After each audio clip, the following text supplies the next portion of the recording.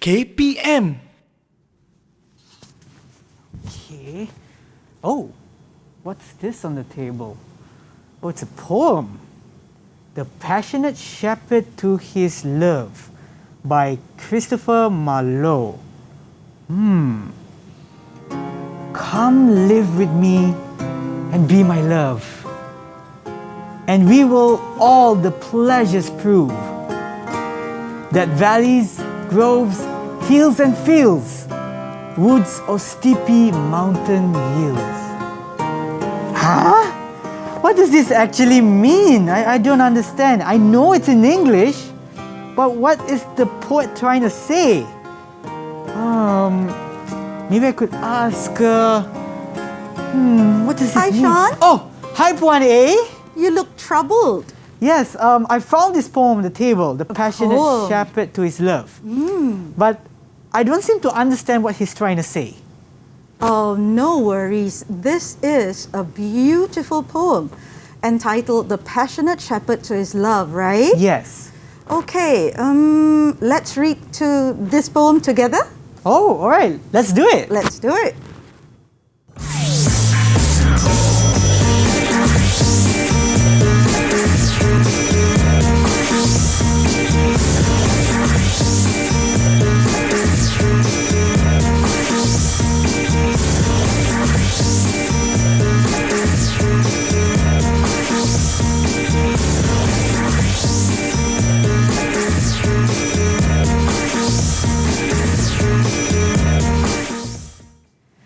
Everyone, you are now watching Upper Secondary, or also known as Menengah Atas, on Didik TV KPM, together with me, Sean Stephen, as your host. Now, before we begin, I'd like to remind you to always follow the SOPs in place in our battle against COVID-19 to flatten the curve. Obviously, you have to wear your face mask when you're not at home, use hand sanitizer, or wash your hands as frequently as possible using both water and soap. And when you among other people, ensure that the distance between you and that person is at least 1 meter apart. And as you saw just earlier, we have a wonderful teacher that will be joining us today, and that is none other than Puan A. Hi, Puan A. Hi. How are you doing so far?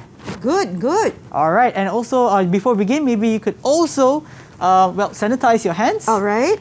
We have to make sure that we follow all the SOPs in place. Both of us are wearing our face masks. Our distance Yes, is we are. nothing less of 1 meter. And I believe today it's not just the both of us, right? Right. Yes, we also have my friends who are actually waiting online to join us today. Let's see who they are. Hi, everyone. Hello, hello. All right, all the bright and happy faces are going to join us in our lesson today. But first, let us find out who they are. Maybe you can introduce yourself. We're going to start off first with Angel. Hi, my name is Angel, but you can call me Angel. I'm from SMK Asunta. Thank you very much, Angel. Next, we have Sophia. Hello, everyone. My name is Sophia, and I'm from SMK Asunta. Thank you. Next, we have Lynette. Hello, everybody. My name is Lynette, and you can call me Lynn. Lynn. All right. Thank you, Lynn. We also have Delphine. Hello, my name is Delphine Thompson, but you can call me Delphine. Thank you, Delphine. Next, we have Amanda.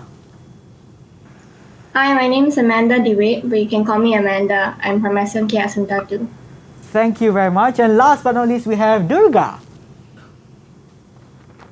Hello everyone, my name is Durga Devi Party and you can call me Durga. I'm from SMK Asunta.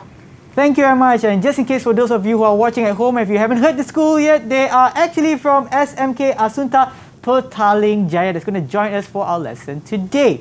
But before we continue, I actually like to ask Puan A, what exactly are we focusing on today?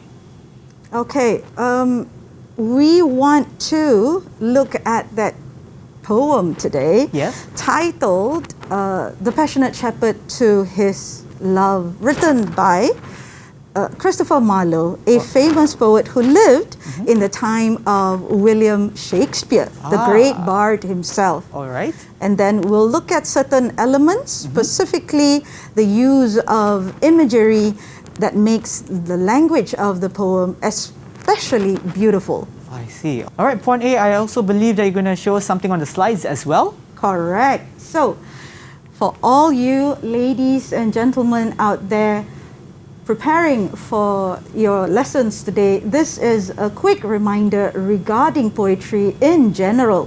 When we refer to poetry, we are referring to section C of the literature paper, and that means the passionate shepherd to his love is only 1 out of the 10 that these pupils will analyze thoroughly with their teachers. And what I would like to say here is I find a lot of pupils out there making remarks about how they feel poetry is intimidating, frightening, because they feel they have to memorize the entire text. But I'd like to quickly remind everybody out there that when you are preparing for this subject, never fear. The poems will always be provided for you. Anytime you have an assessment, the poems will be provided for you. All you have to worry about is to focus on thoroughly analyzing the text and then responding to the given tasks with a personalized discussion. All right? So, in particular for today's lesson, we are going to look at Christopher Marlowe's poem, specifically the setting, where is it set, the shepherd, the persona found in the poem, as well as I will probably ask our pupils who are with us today what they feel, what they think about what we've read with them so far. All right.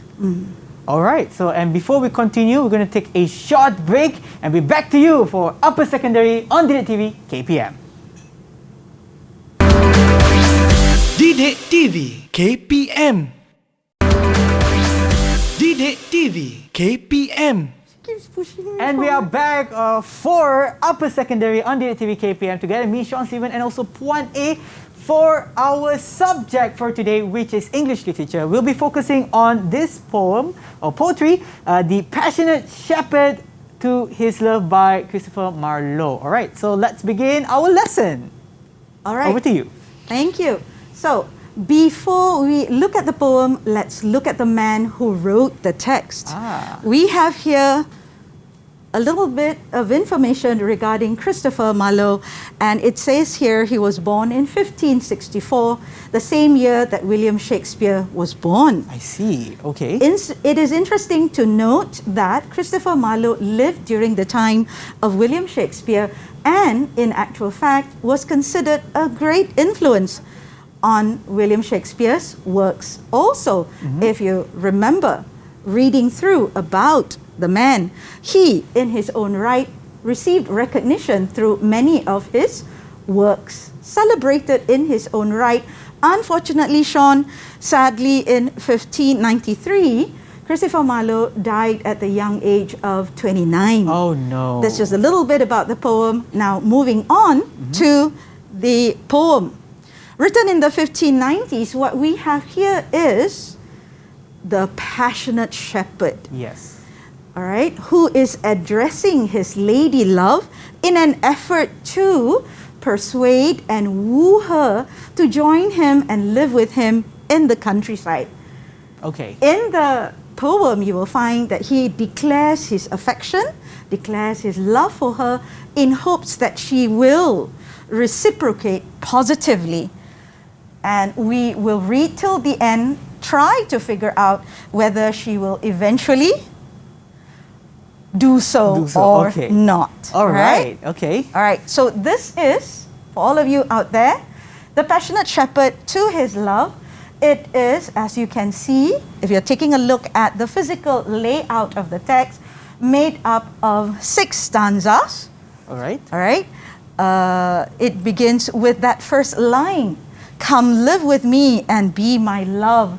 If you take a quick look, you will realize that it is a line that in actual fact is repeated more than once in this text. So it suggests to all of us that the shepherd was truly intent on, number 1, declaring his love, and number 2, persuading the lady love to join him. Right? So the passionate shepherd to his love, as you can see, is made up of 6 stanzas. It is considered a love poem following the pastoral lyric tradition, and we will get to that in a moment. All right. What is a pastoral poem?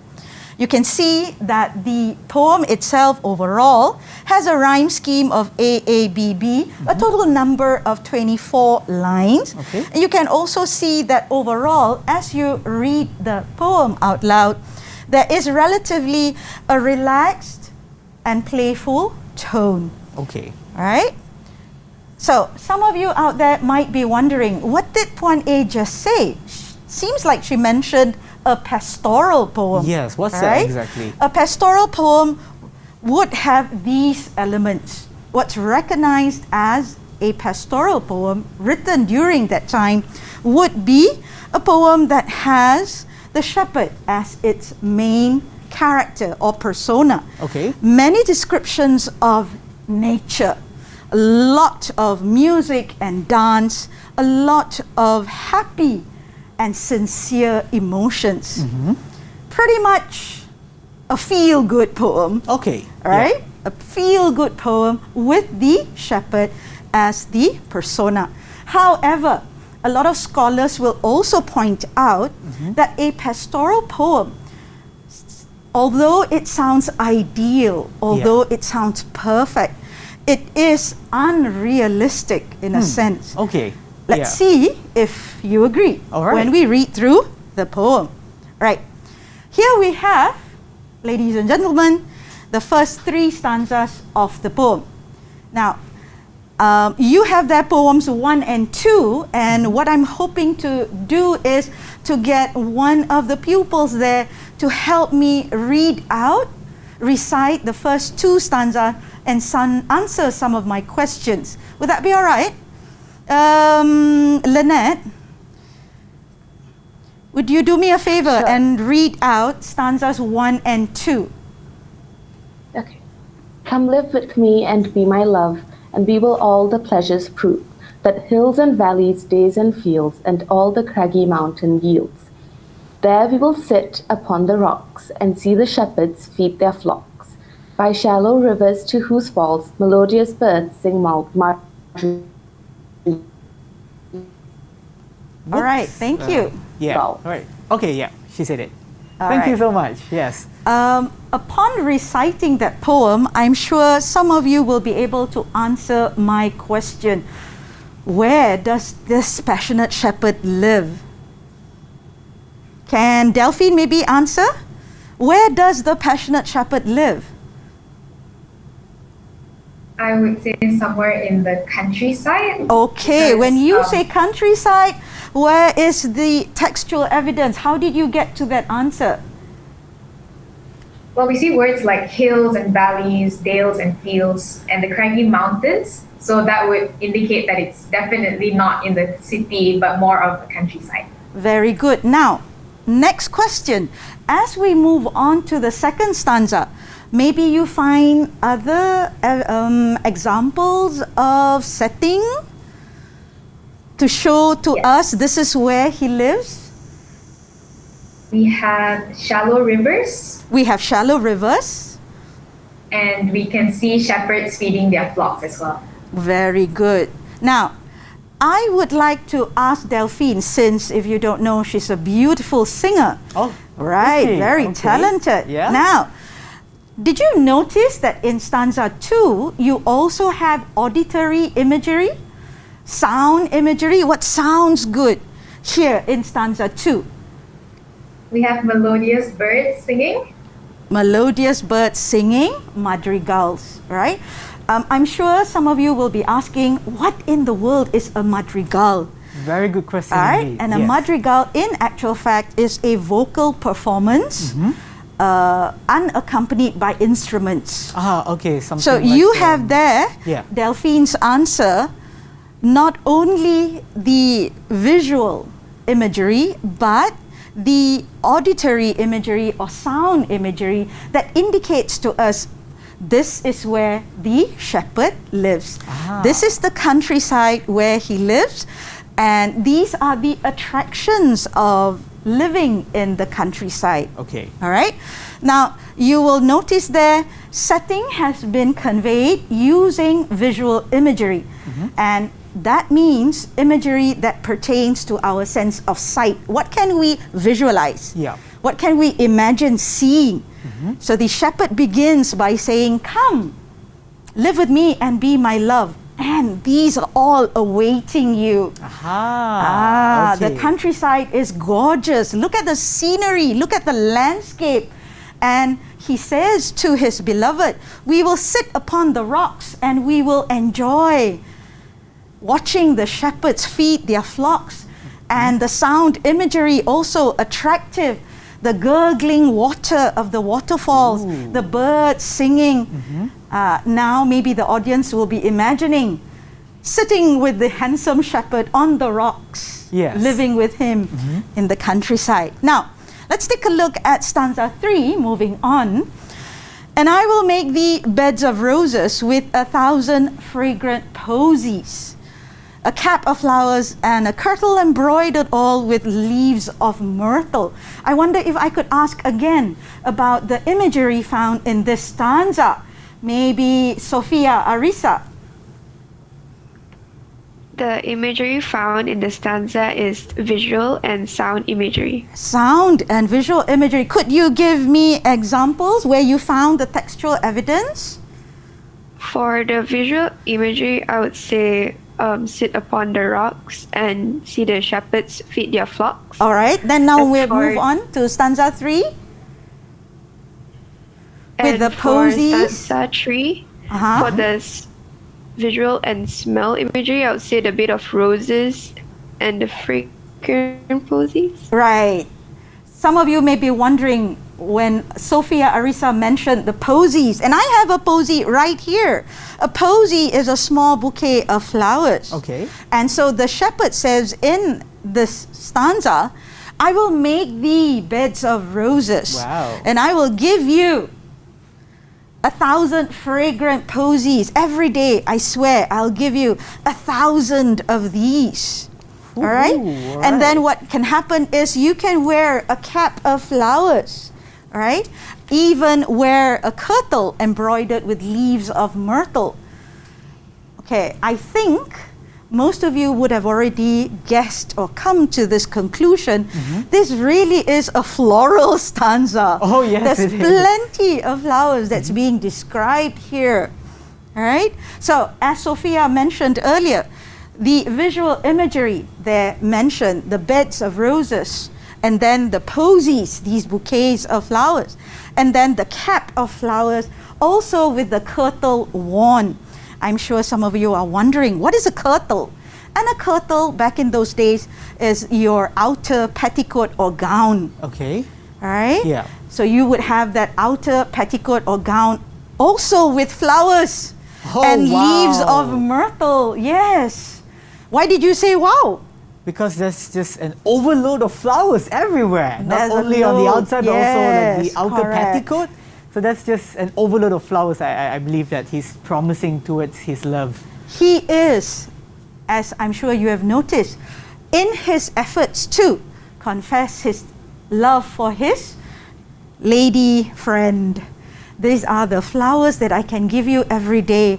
I think that's the association most men have. Yeah, I In believe nature, flowers symbolize love, and I will give you these every day. Quick question, maybe, to Durga.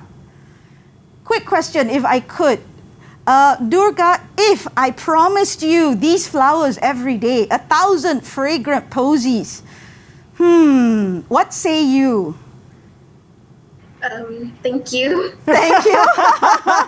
Thank you, but It sounds like there's a Thank but at you, the end of but- the sentence.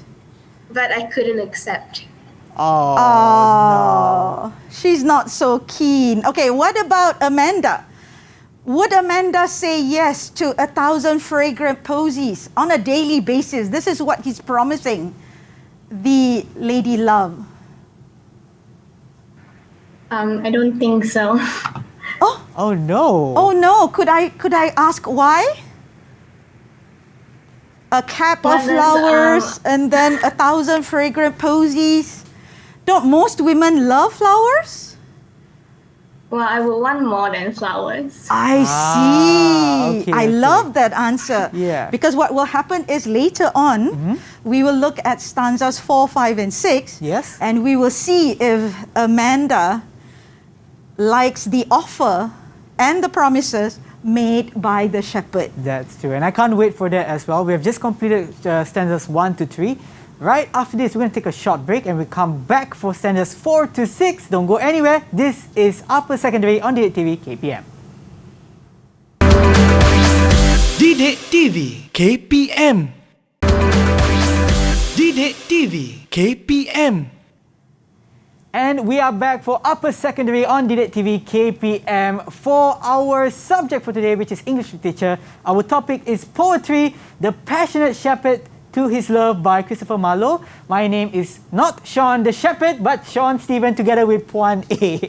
Alright, so just before the break, we have actually completed not chapters, but stanzas 1 to 3 of the poem with a little bit something on on stanza 3. Right. Yeah. So just before the break, what we took a look at was the fact that stanza 3 was also filled with visual and smell imagery. The very floral stanza, which describes in vivid detail the sweet smelling flowers, to which one of my pupils actually declined. Oh, the offer no. was rejected, sadly. But moving on, we're going to look at stanzas 4 and 5, and let's see if the promises made by the shepherd, Yep. not Sean the shepherd, is going to attract the young ladies that I have here. All right? So we have here stanzas 4 and 5. A gown made of the finest wool, which from our pretty lambs we pull. Woolen gowns, yeah? Fair-lined slippers for the cold with buckles of the purest gold. So he's promising her footwear I see. that has golden buckles. Wow. In stanza 5, a belt of straw and ivy buds with coral clasps and amber studs.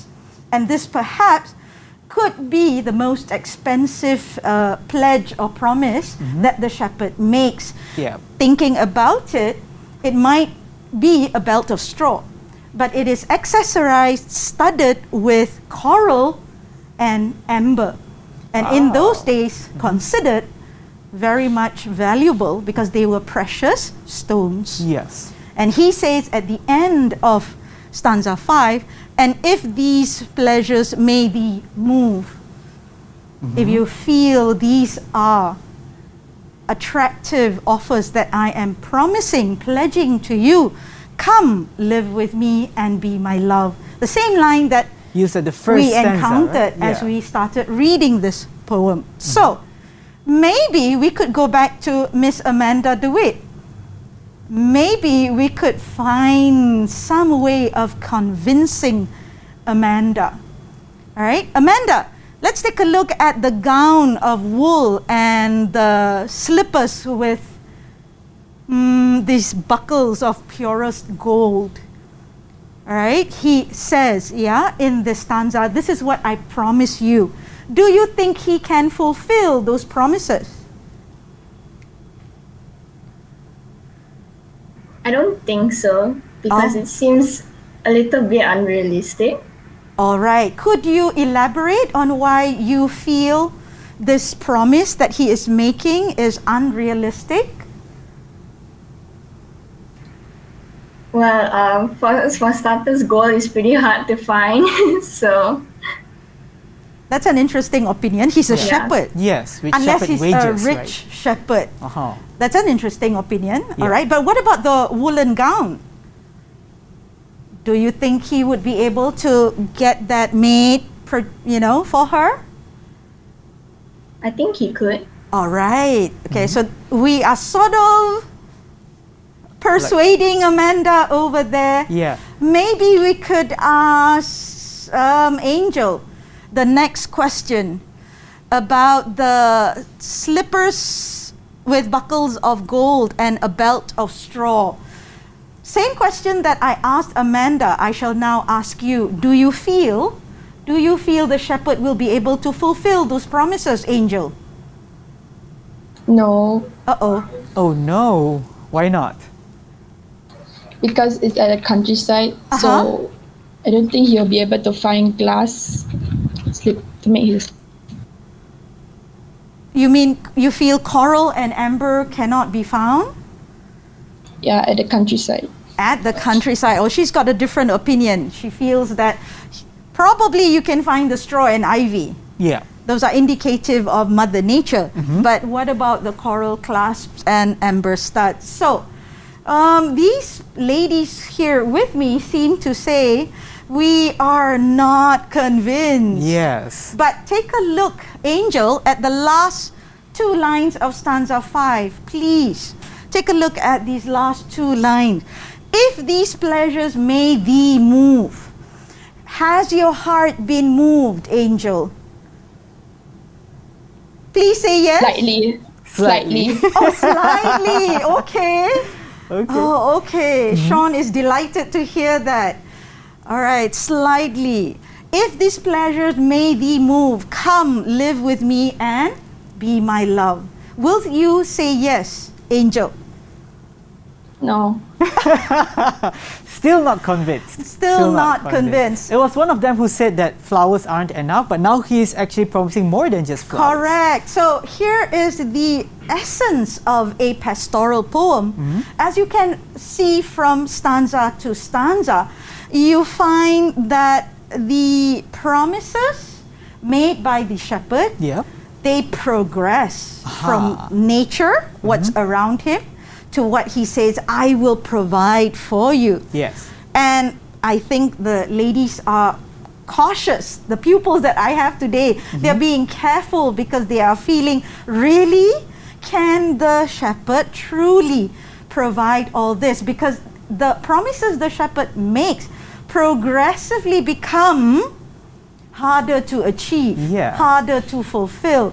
I think some of you out there, as you watch this lesson and read through the poem, you'll probably feel the same way. If truly he is a shepherd by profession, would he truly be able to fulfill these promises that are made, all right, stanza by stanza? Now, moving on to the last stanza of the poem, and we are going to maybe ask Lynette, because I think I started with Lynette earlier.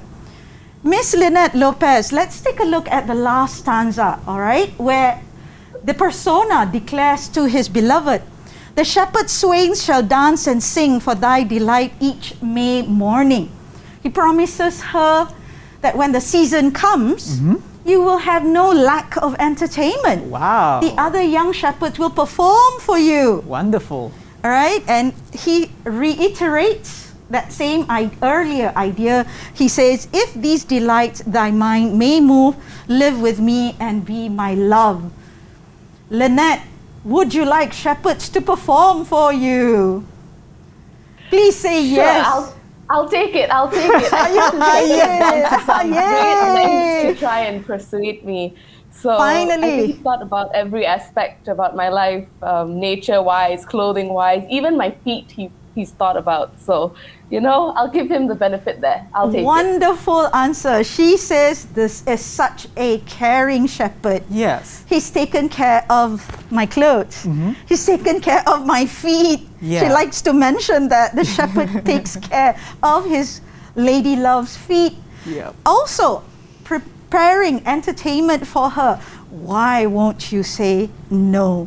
All right? Yes. So, we looked at stanzas 4, 5, and 6, and we saw textual evidence of the use of visual imagery in these 3 stanzas to show how the list of promises made by the shepherd grows from what is provided in the scenery or in Mother Nature, and that's an element of pastoral poem, the richness of Mother Nature.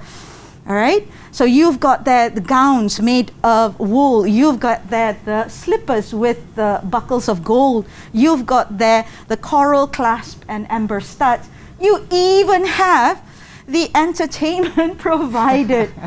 Yes. What more could we ask for? So from stanzas 1 to stanza 6, you find that the shepherd has worked hard to convince, to persuade his lady love, I really would like for you to come and join me. So that brings us to some of the themes that are found in this text. You find that the persona in this poem, the shepherd who is declaring his honest and true emotions there, he promises a life of innocent pleasures, free of responsibilities, free of troubles, free of consequences. All right? He takes a focal role. He's the main focus in this poem because, as most pastoral poems are, the shepherd's life, fulfilling his duties on a daily basis, caring for his flock of sheep. Yes. That's what adds to the charm of living in the countryside. Yes. And then also, not to forget, if you're considering the elements of country versus city living, he's saying to her, it's serene, it's gorgeous and peaceful and calm, in contrast to the hustle and bustle of living in the city. Why won't you come and live with me? Yes. So when we look at the stanzas 1 to 6, you find that all these three themes have been wonderfully conveyed and highlighted. Correct. I only am rather sad that none of my pupils today seem very convinced to join the young shepherd. All right? Yeah. Shall we continue? Let's take a look at these discussion questions. All right. All right? And these are some discussion questions that we have regarding the poem. All right? The first question is, what might life in the countryside be like? Number 2, what is your opinion of the shepherd, the persona found in the poem? And question number 3, has the shepherd been convincing and persuasive enough? Very interesting questions indeed. But let's give our friends who are online some time to think about their answers. We're going to take a short break and be back to you for Upper Secondary on Didik TV KPM. Didik TV KPM. Didik TV KPM. You are now watching Upper Secondary on Didik TV KPM together with Puan A as well as myself, Sean the Shepherd, Sean Stephen. So let's continue with our lesson. Just before our break, Puan A was going to ask our friends who are online a list of questions. Shall we continue? All right, let's go. So just before the break, what we did was we gave the pupils I have here with me today 3 questions to think about, and I wonder if they've had time to consider what their answers will be like. Let's start with the first question. And the question is, what might life in the countryside be like? If you were to be living in the countryside, how do you think life would be like? Maybe Sophia Arisa? I think life in the countryside will be like, a bit relaxing and peaceful because it's far away from the busy city life. So it is relaxing. All right, so that's one idea. Could you give me maybe another idea about what life in the countryside would be like? Their daily routines would be a bit simple and not busy, filled with joy. Correct. So it wouldn't just be relaxed, your daily routines would also be simpler, less chaotic. True, very true. Thank you for that answer. Thank you. That would be Sophia's answer about life in the countryside. But I wonder, does anybody have a different answer to that? Do you all feel life would be peaceful in the countryside? Durga, I wonder if you have a different answer. What would life be? I think it would be more slower comparing to the city life. You wouldn't notice the days going as fast. the pace is obviously slower. Slow, All yeah. right. Yes. Would you enjoy having a lifestyle like that? Don't forget, this is one of the most appealing ideas in the poem. Living in the countryside will have a more relaxed pace. I am not used to a relaxed pace, so I don't think I would find Oh. it that appealing. Sorry. This is what Okay. you get when you address a bunch of urban children. City And kids, so yes. used to living in the city, and they're so used to the hustle and bustle of city life. Yeah. But thank you, Durga, for that answer. That also indicates how any other young maiden of that time Mm-hmm. who was probably similar to these pupils I have, Yep. if they are used to living in a city, living in a town, Mm-hmm. and then considering the possibilities of living in the countryside, that's probably one of the concerns that they have. Okay, How would yeah. my daily routine be like living with the shepherd in the countryside? Good answers, ladies. Moving on to question number 2. Reading with me stanzas 1 to 6. What is your opinion of the passionate shepherd? Delphine. What do you think I of him? He's just really, really in love with this girl. I think he's just very ambitious because he's promising her a lot, probably more than he can actually offer. Okay, that's one idea. You feel that based on what we've read so far, he seems ambitious. Right? Ambitious because he's mentioned quite a long list of promises Oh, yes. that he swears he will fulfill. Could you give me perhaps another idea? What do you think of the shepherd? I would think he is very, I would say selfless. He's offering her so much, he probably won't have any left for himself, but that's just because he loves her that much. Oh, I was actually waiting for that answer because it seems Right. that way. But wouldn't that mean that my 6 pupils would then be eager to join the shepherd in the countryside, knowing that he is so honest and Yes. pure, And giving so much of himself? I think the term would be head over heels for this particular Right, girl. Or right. love. He's head Okay. over heels, and I don't know, judging from the smiles, whether they are also responding in a similar fashion, right? Yeah. So according to Delphine, wonderful answer. Selfless shepherd who's promising a lot more than we assume he can give, but he's willing to do his best. I like that answer. Now, perhaps the biggest question of all from the 3 there, do we think that the shepherd has been convincing and persuasive enough in order to prove his affection for his beloved?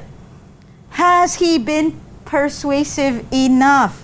Angel, what do you think?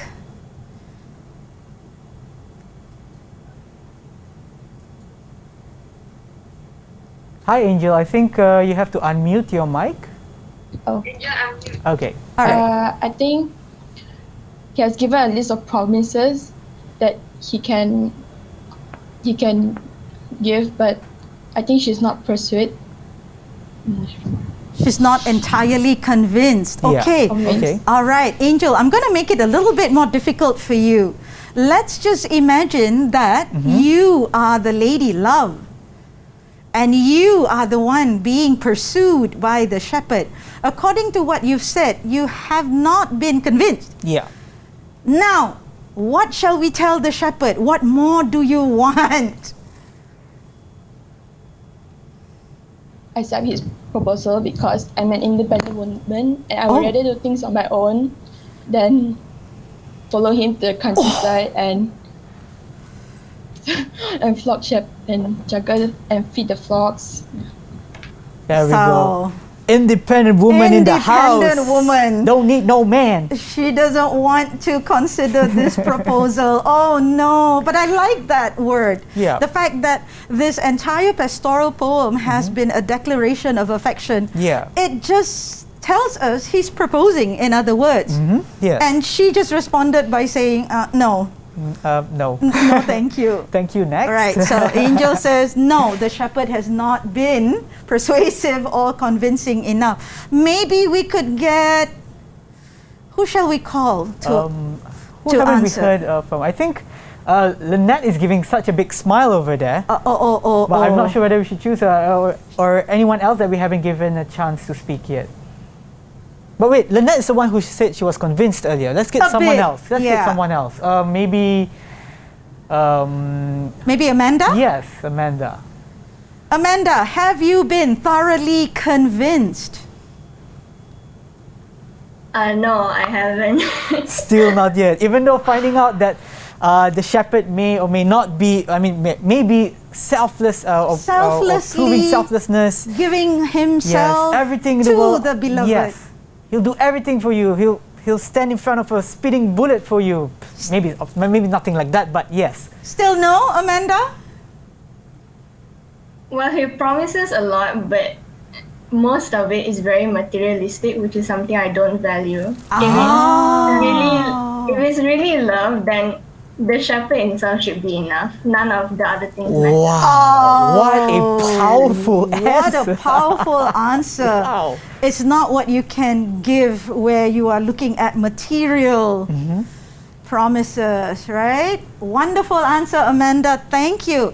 So what we looked at was how life in the city is very different from life in the country, and what Christopher Marlowe's shepherd here is promising to his lady love is a life that has very joyful, simple daily routines. You have a shepherd who seems very earnest, very honest, very sincere with his affections, and you have these pupils of mine who are not convinced by his promises. And a quick summary is there for everyone to read through. You have there the shepherd who's continuing stanza by stanza, making assurances of what he says is available, what he can make available to the lady love if should she decide to join him in the countryside.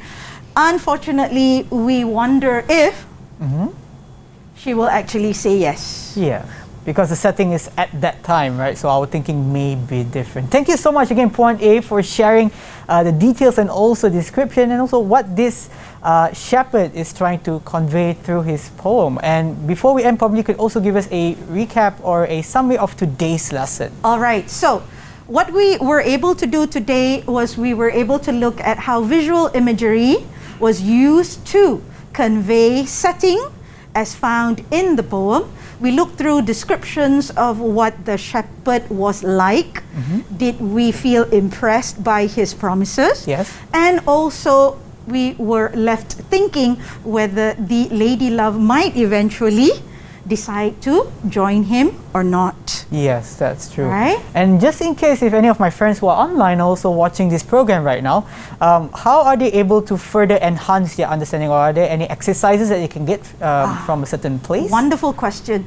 Everyone out there, do not fear. If you need further notes, reference materials regarding literature, feel free to go to Sumberku at the Lima portal, and over there, when you access that website, there's plenty of notes and materials to help you better understand this literature subject. That's right. And also you can actually see the link to that Sumberku platform or resource of where you can find these exercises. Thank you once again, Puan A, for the knowledge sharing that you have today, and also the lesson, as well as my friends who are online. We have Amanda, Angel, Delphine, Durga, Lynette, as well as Sophia. Thank you so much for joining us. And for those of you watching at home, hopefully this has been beneficial to you, and we'll see you in our next class. Take care and see you soon.